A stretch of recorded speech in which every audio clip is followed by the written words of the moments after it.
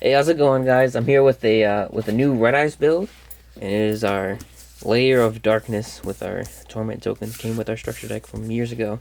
But this deck, we've done several builds with Layer of Darkness. There's always things coming out and changing. There's things like Pot of Extravagance and like Super Poly coming off, and it's always changing.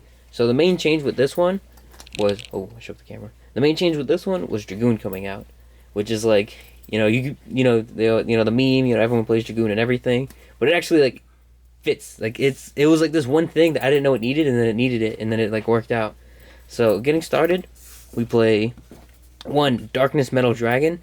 We have a bunch of dragons. We have the Red Eye stuff, and you can search them out. Well, you can summon him out from the deck with Paladin of Dark Dragon, which is like pretty immeasurable. It's actually kind of crazy because you just get the free summon, and you get two dragons. Things are erratic and whatnot. And you don't even need to normal summon because it's a ritual monster. Next, we have two Levianeers. More often than not, like 90% of the time, you're gonna use his like all darks effect. So you're gonna take a card out of their hand, which is really big because this deck, you have the viruses, Diabolos, and him.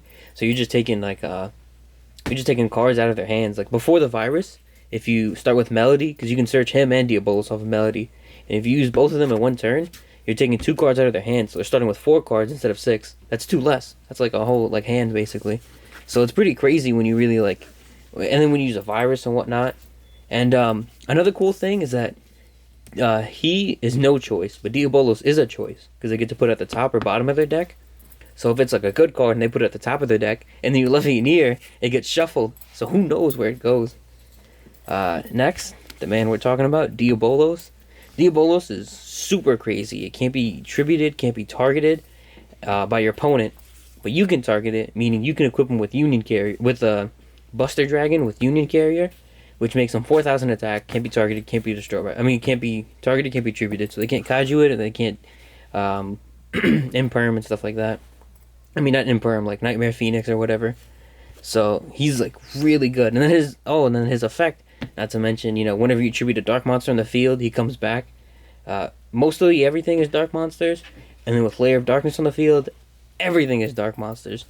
And so he ends up, you can do some really cool stuff, like tribute things like Heretic Seals of the Heavenly thing, and then you can summon like Darkness Metal from the deck because of that, while they take a card out, and you just keep going with like extending, and he just comes back for like free. We're playing 2 Red Eyes Black Dragons, because we play the Black Stone of Legend, so we need one for that, and we also play Dragoon, as I said. So, and you must be wondering, like, 2, if you're summoning that out, Black Stone can actually shuffle one back in from the graveyard. So we only really need 2 because we can recycle it. Next, we're playing 2 Nocto Visions. Everything's like Dark Dragons, and this guy is like crazy good because not only is he a free summon, but when you link him off, you draw cards. You can draw into Virus, or you can draw into Arima to search out Layer. You can search for Layer itself, or draw Layer itself, But you can also, his graveyard effect protects your set cards. So if they open up like Twin Twisters, or they open up Cosmic Cyclone, and then they're like targeting your back row, or if they have just like some archetype pop, like anything that targets your set cards, you can just banish them from the graveyard, protect them, and they can't target it anymore, which is like really crazy good to protect. Obviously, it's no protection against Lightning Storm, maybe the Feathers Duster, but we try our best. We play 1 Dark Magician just for the Dragoon. Not much to say about that. Never really comes up. We play 3 Arima. It's not often that I summon him. He's mainly just like a discard search for Layer. That's like the main thing he was built for, and the main thing you really do with him. His effect's kind of cool if you have Diabolos in your hand and Layer already, but that's really it. There's just better normal summons, like Lilith. It was our quick effect to tribute a monster we control, or if we have Layer, we can tribute our opponent's monster instead of trap card from the deck. The best part about Lilith, that got better, was that you can set impermanence. Like, setting impermanence is just great. You can also, you can set like Eradicator, but if you just draw that, just because you're good. Buster Dragon, because the Buster lock is crazy in this deck.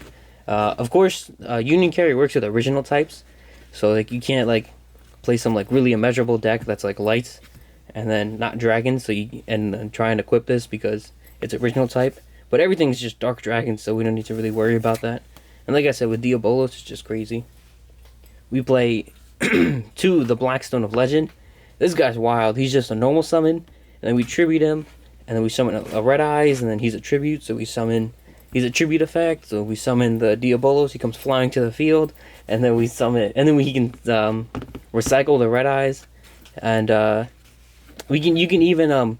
if you have Darkness Metal in hand, but you don't want to banish him, you can link him into LP or Pisty, and then banish them to summon him back or something. And then there's just so much fun stuff to do with him. Next, we play 2 rituals, Paladin of Dark Dragon.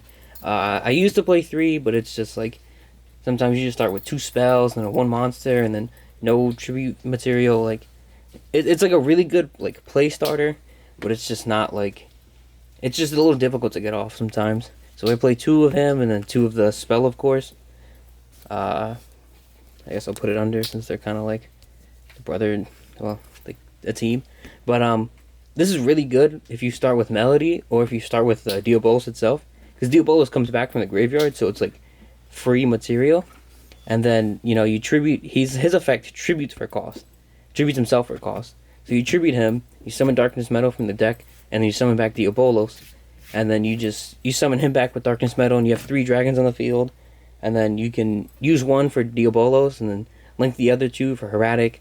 And if you have Lair of Darkness on the field, then Heretic counts as a dark, so Diabolos is going to come back to the field. It's like a really crazy, just little combo for no reason. 1 Red Eyes Fusion.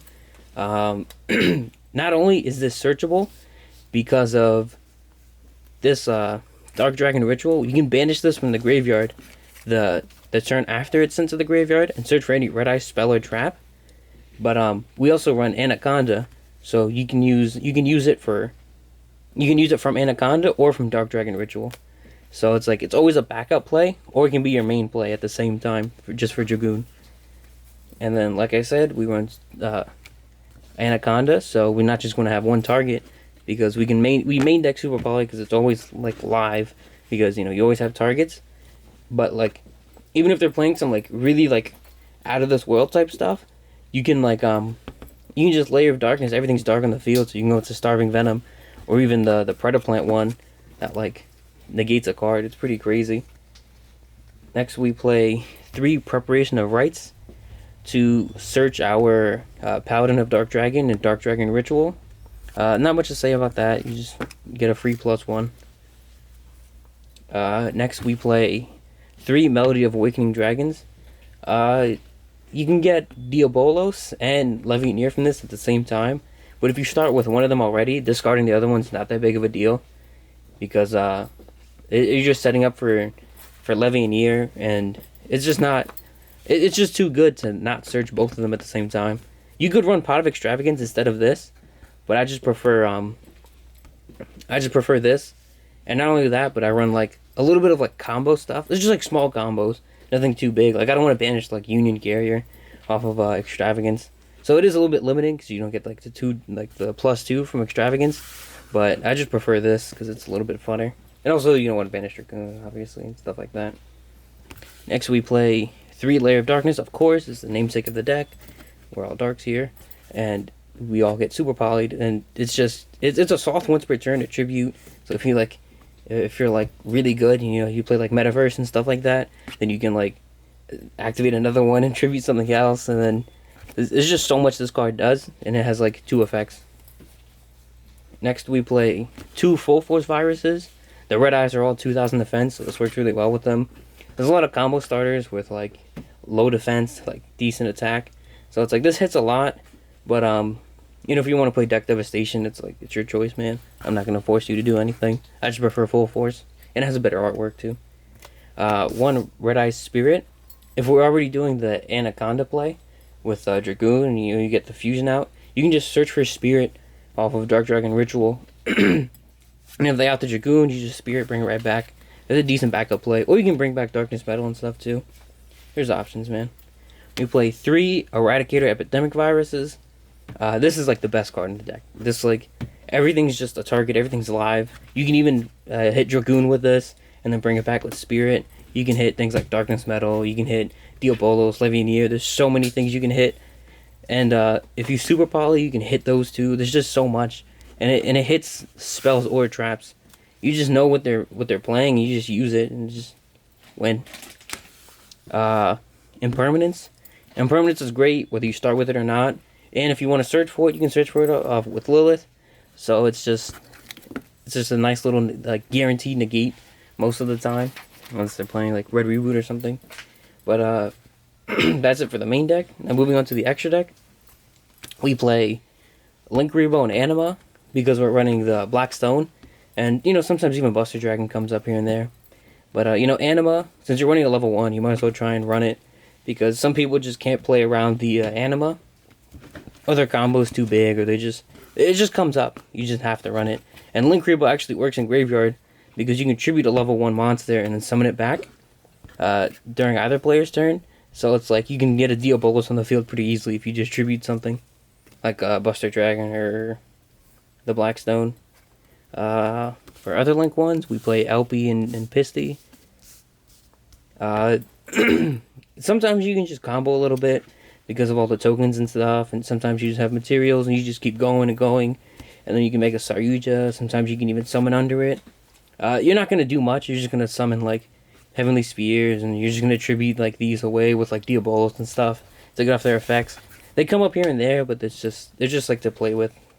I mean, everything here is to play with, but you know what I mean. Heavenly Spears, because there's so many dragons in the deck, it's too good not to play. It also tributes. If you want to be like a little crazy, you can actually tribute your opponent's monster if you have Lair of Darkness on the field, and then bounce one of their cards. Obviously, but you're stuck with a 0-attack monster, and then like no way to tribute it, unless you're playing like Crush Card or something. But I don't know why you would. But that is an interesting thing to note, just in case you guys are playing the deck. One Verte Anaconda for our Dragoon and our Super Poly. Not much to say about that. We play one Beat Cop. This card is crazy in the deck. It's like a meh card, but in this deck, it's just absolutely wild. You tribute your opponent's monster and put a token or a counter on Lair of Darkness, and then it's protected by being destroyed by battle or card effect.